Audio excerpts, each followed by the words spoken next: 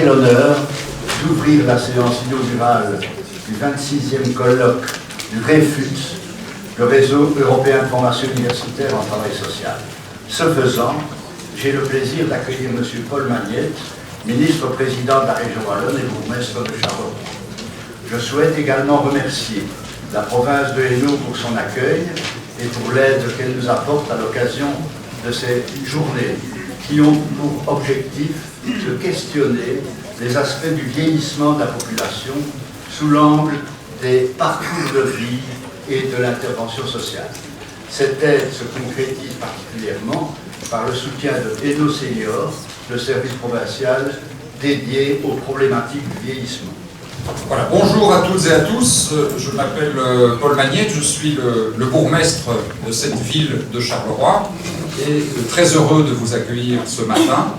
Charleroi est ce qu'on appelle une ville en transition, c'est une ville qui a beaucoup souffert de la crise industrielle et de la crise économique et sociale, mais qui est en plein sursaut et en plein rebond, comme beaucoup d'autres villes qui ont connu une expérience similaire en Europe, et donc nous sommes très très heureux d'avoir l'occasion de vous accueillir. J'espère que votre programme vous laisse un tout petit peu de temps pour vous promener et pour voir ce que c'est physiquement une ville qui se transforme en profondeur dans ses travaux, mais aussi dans sa vie sociale, dans sa vie culturelle et dans cette volonté de s'inscrire dans les grands débats de société. Je suis très heureux aussi d'accueillir un colloque comme celui-ci parce que la brique c'est important de travailler sur les bâtiments, c'est important de travailler sur les espaces publics, de reconstruire et de refabriquer la ville, mais c'est tout aussi important de la réanimer et de lui donner du contenu. Et un colloque comme celui que vous organisez aujourd'hui et les jours qui suivent est un colloque extrêmement bienvenu. Le thème est un thème très important, je vais juste l'effleurer, mais pour vous dire qu'en tant qu'homme politique, je suis évidemment très intéressé par la problématique du vieillissement. On en parle énormément, ou de l'allongement de l'espérance de vie. On nous dit toujours ne parlez pas du vieillissement, c'est pas sexy. Il faut parler de l'allongement de l'espérance de vie. Moi je trouve que le vieillissement c'est un très très beau thème. Il y a un magnifique livre de Norberto Bobbio, un grand philosophe italien, sur la beauté de la vieillesse. Je vous invite, de Sénèque évidemment. Être vieux n'est pas forcément une déchéance, ça peut être un très très bel âge dans la vie. Et c'est un défi évidemment pour la société qui est très souvent, on en parle beaucoup finalement du thème du vieillissement, mais on n'en dit pas grand-chose. On ne l'aborde souvent que sous un angle très comptable, comment va-t-on payer les pensions, comment va-t-on payer les soins de santé, comme si ce n'était qu'une question comptable, alors que c'est une formidable mutation sociétale, c'est une transformation de l'idée même de la vie en société d'une profondeur qu'on mesure rarement. On vivait une quarantaine d'années à l'âge de la République romaine, on en vit presque 80 aujourd'hui, on en vivra sans doute une centaine d'ici quelques dizaines d'années. C'est une transformation anthropologique fondamentale qu'il faut aborder en tant que telle et pas simplement en se demandant qui va payer la facture. C'est un débat beaucoup plus important que cela. Quelles seront les relations entre les différentes générations? Comment allons-nous habiter? Comment allons-nous cohabiter?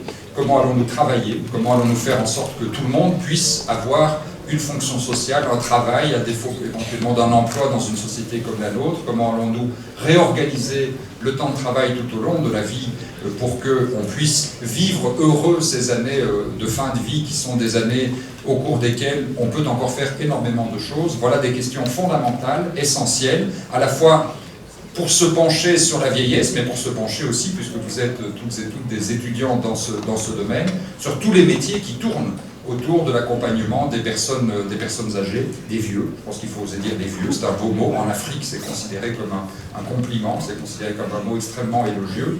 Chez nous, on a tendance toujours à vouloir utiliser des euphémismes, mais ces mots sont des beaux mots. Il y a de la grandeur à être vieux et il y a de la beauté à s'occuper des vieilles personnes, comme on disait autrefois, avec beaucoup de tendresse. Je suis donc sûr que vos travaux apporteront énormément de richesse à ces réflexions et je serai très curieux d'en lire les actes s'ils sont publiés ou d'en lire en tout cas les comptes rendus. Merci de votre présence et je vous souhaite d'excellents travaux. La Direction Générale de l'Action Sociale, sans entrer dans des détails, mais pour la situer quand même, la Direction Générale de l'Action Sociale de la province de Hainaut représente un ensemble de services qui coordonnent en fait l'ensemble de la politique sociale de la province de Hainaut autour de grands blocs dont le plus important est en volume la politique autour de la personne handicapée, avec une série de structures d'accueil, d'hébergement, d'aide en milieu de vie et également des écoles d'enseignement spécialisées. C'est aussi l'organisation de structures de services de santé mentale.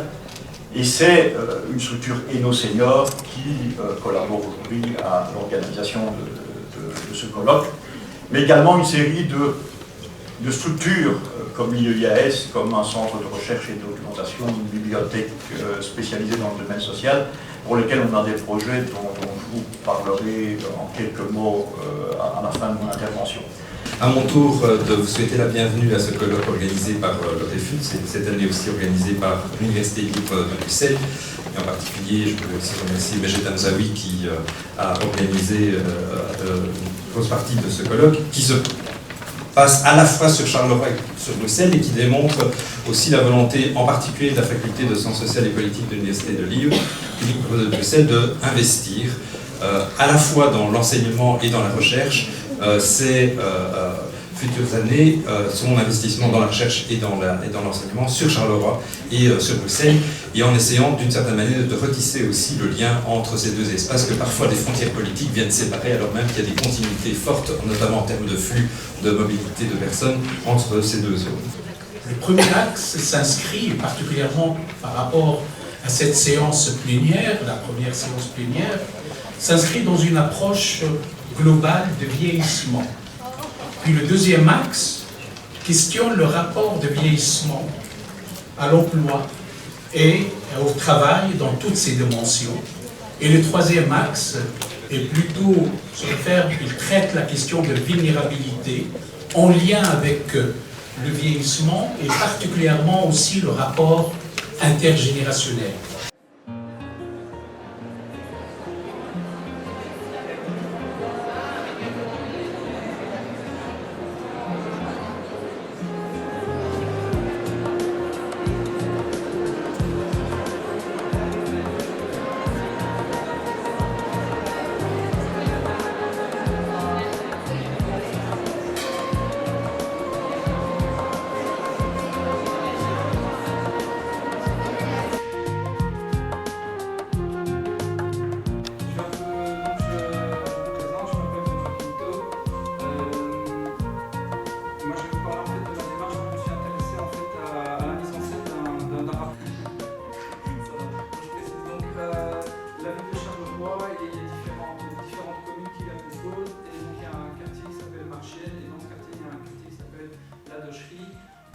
Natürlich aber auch im Hinblick auf Sozialgesetzgebung, weil natürlich jeder dieser neuen Staaten seinen eigenen Senf dazugeben will, zu dem, was dann auf der Bundesebene als Rahmen entschieden wird.